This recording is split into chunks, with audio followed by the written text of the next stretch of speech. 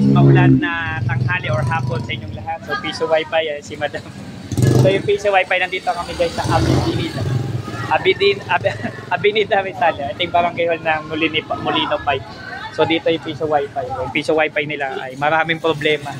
Sira yung USB to LAN.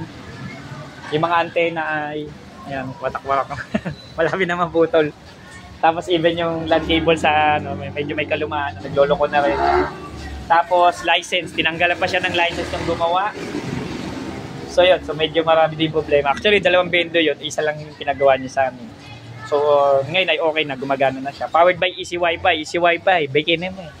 So from, di ko na sasabihin yung luma niyang software, tinanggalan siya ng license. So syempre, gusto niya ng lifetime license. So binigay ko na yung license niya.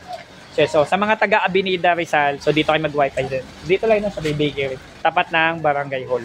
Ayan, yung Barangay Hall ng Molino 5. So dito, sulit na sulit, tabi lang ng tricycle. So maraming salamat po. PC mo gawa mo. Shoutout kay Boss Adrian, no? And then kita-kita po tayo kay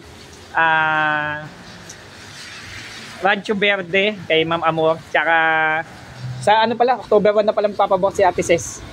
October 1 na lang daw siya. And kay Sir, kay ano pala, kay pangalan nito, Adi ng ano po, Sunshine Bill, tsaka kay Carretero, maraming salamat. So tapusin natin yan sa susunod. PC mo gawa mo, don't forget to sabihan yung client natin.